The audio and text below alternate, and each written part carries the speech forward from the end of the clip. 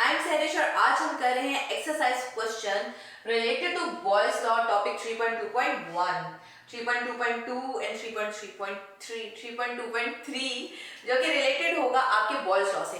तो क्वेश्चन पढ़ते हैं, न्यूमेरिकल सा कुछ हमें लग रहा है, पढ़ के देखते हैं क्या है। A gas having a volume of 10 cubic centimeter is enclosed in a vessel at 0 degree Celsius and 2.5 atmospheric pressure। ठीक है, ये तो हो गया हमारा डेटा, ये टेम्परेचर है, ये प्रेशर है। This gas is allowed to expand until the new pressure is 2 atmospheric pressure, मतलब प्रेशर हो गया change. So what will be the new volume of the gas, वो आपसे पूछ रहे हैं कि आपका जो नया वॉल्यूम है वो क्या है। अब देखो यहाँ पे टेम्परेचर है कांस्टेंट, ठीक है, 0 डिग्री सेल्सियस। आपने क्या करना है, आपने फाइंड करना है उसका क्या, what will be the new volume. ठीक है, तो हम लगाएंगे इस पे बॉयल्स लॉ, क्योंकि बॉयल्स लॉ कहता है कि if we keep the temperature constant then pressure is inversely proportional to the volume, या volume is inversely proportional to the pressure applied।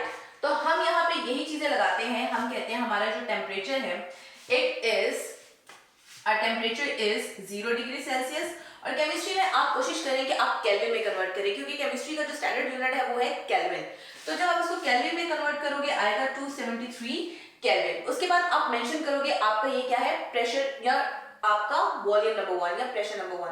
तो आपका प्रेशर नंबर 1 है आपके पास 2.5 एटमॉस्फेरिक प्रेशर। अब केमिस्ट्री में जो स्टैंडर्ड यूनिट है प्रेशर का वो है आपके पास एटमॉस्फेयर, लेकिन अगर आपको कभी मर्करी और मिलीमीटर मर्करी दे दिया जाए, टॉट दे दिया जाए और अगर आपसे आंसर में वही पूछा जाए तो फिर आप कन्वर्ट नहीं करोगे, लेकिन अगर आप स्टैंडर्डाइज आंसर दोगे तो फिर आप उसको एटमॉस्फेरिक प्रेशर में आंसर करोगे।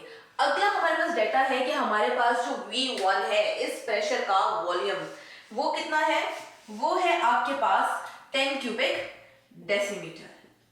ठीक हो गया। उसके बाद अब आपके पास P2 आ गया, आपने कर दिया अपना प्रेशर चेंज, ठीक है। तो P2 है आपके पास 2 एटमॉस्फेरिक प्रेशर, जबकि आपने फाइंड करना है उसी का वॉल्यूम। तो आप लगाओगे सिंपल सा फार्मूला, आप कहोगे हमने जब ये बात की है कि PV is equal to constant value, इसका मतलब है P1 V1 is equal to K, P2 V2 is equal to K, तो दोनों वैल्यूज क्या है, सेम है। तो हम कह रहे हैं P1 V1 is equal to P2 and V2। Simple हम इसमें पुट करेंगे अपनी वैल्यूज और हमारे पास V2 की वैल्यू हो जाएगी सेपरेट।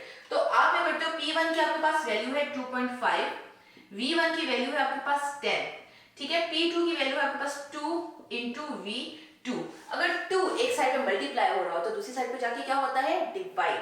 तो आप यहां से कर दो इसको डिवाइड और आपके पास जो आंसर आ जाएगा वो आएगा 12.5 क्यूबिक डेसीमीटर। अब यहाँ पे एक और बात प्रूव हो गई कि जैसे जैसे प्रेशर कम होगा, यहाँ प्रेशर ज्यादा था, प्रेशर कम होगा, वॉल्यूम हो जाएगा आपका इंक्रीज, क्योंकि दोनों है इनवर्सली प्रोपोर्शनल। तो ये है सिंपल सी आपकी एग्जांपल।